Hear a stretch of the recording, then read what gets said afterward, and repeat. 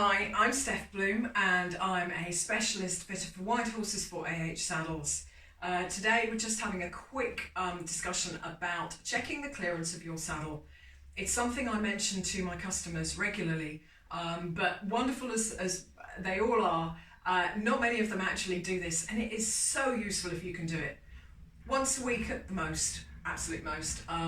Once a fortnight would be helpful, and even once a month is going to help you just monitor one aspect of your saddle fit, and that is going to it's going to inform you quite a lot as to what might be going on with your saddle. And if you need to contact your saddle fitter for help, you can give them the context of the overall saddle fit. If your saddle's slipping to one side, I would have no idea the cause. With some horses we know the pattern. We know as soon as the saddle doesn't fit in some way, that horse will always send it to the right. It literally can be any reason. Other horses it might only be when they tip it back, but for most horses, it could be one of a number of reasons. So what is the context? Has the front of the saddle dropped, or is it higher? When your saddle is fitted, or maybe a couple of days later if you had any flocking added, then this is what to do. Take a benchmark reading. So I know we're a little bit high contrast in here, but hopefully you can see that. I've got my saddle stand here. Pretend this is the horse's wither. Obviously the wither would normally come up a little bit higher. If I turn this a little bit further, you'll see we have a lot of clearance under this saddle. I've got a good 5 fingers or over to the very front edge of the pommel, and I have measured this. It's 4 inches to the facing. That's the binding round the whole of the front of the saddle, this piping, that's the facing. So the height to the facing is 4 inches, but I can read that with my hand. Now what I would say, and I'm going to grab a pad here, is if you have a pad underneath, please be aware that pads drop. So the best time to check for clearance is after you've ridden with the girth still done up. Checking that the saddle has stayed in the right place, because otherwise you're not getting a valid reading for how the saddle is fitting. And if that's the case, maybe you need to do your girth up gradually on the yard to the tightness that you would normally have when you've finished riding. So, once you've warmed up and you might have tightened your girth a hole, that's the tightness you need. But otherwise, do it after you've ridden, because that's the most consistent point in your saddle fit and your girthing. And then you're going to check the clearance. What are the odds that your number has dropped just a little bit? Or if it's a very high wither number, particularly on our shapes of horses, it might have wrinkled, and you might catch a wrinkle when you put your hands under the front. So what I often advise to do is take your fingers and go, is there a little bit of space above it? Even on this, which I pulled up, I can still get my finger underneath. And I would then check the clearance with the pad inserted between my fingers.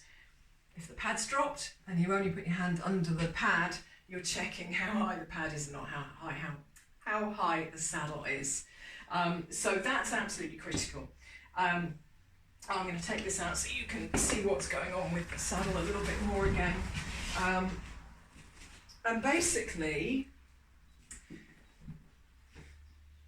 as I say, you take a benchmark soon after your saddle's been fitted, maybe a couple of rides later if the flocking was adjusted to allow it all to settle. That is your benchmark, and that's going to be to your hand. It's not going to apply to anybody else. You're not going to have a tape measure on you, so use your hand. And you are stacking your fingers vertically on the point of the wither, and you are looking here, literally on the facing. So I'm going to turn that.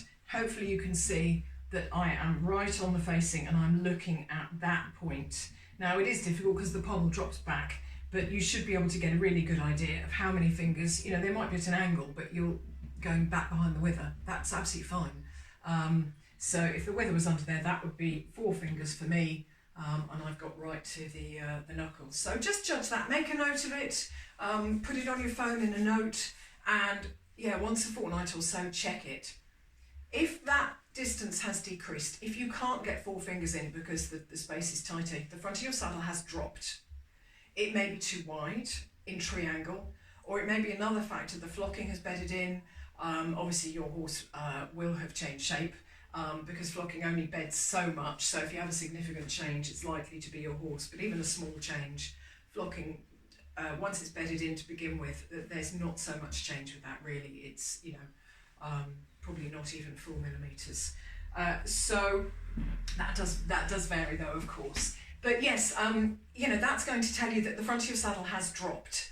And we talk in other videos, or will be talking, depending on how we post them, about what you might be able to do about that. But certainly you'll need to do something to lift the front of the saddle to correct it. Please talk to your fitter. If that distance at the front has increased, then your saddle is highly likely to be too narrow.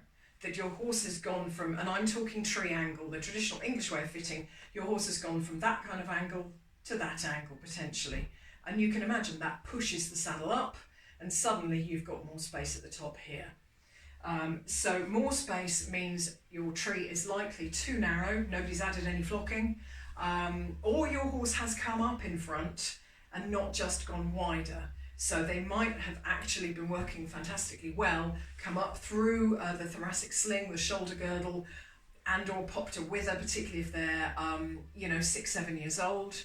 But the more correct work you do, the more that may happen. They've pushed the saddle up, so even though the wither's pushing up, you can find increased clearance. So it's a complex pattern. That wither, if they're popping a wither up, might come higher up into the channel as well, higher up into the pommel, and you'll have less clearance. But it's why we just get you to do clearance as well as telling us about anything else, about have you got lower back pain? Can you keep your leg underneath you? Are you sliding in the saddle? Can you not keep yourself forwards or back? Or do you feel tipped? And saddle slip, like we said, lateral saddle slip. Tell us how the clearance has changed and we can put it in context and give you a better idea of what might have happened and maybe able to give you a temporary fix that will improve things until your fitter comes out to you. So I hope that's useful. That's about monitoring the clearance under the front of your saddle, and it's definitely something to get your saddle fitter to show you if you're not sure.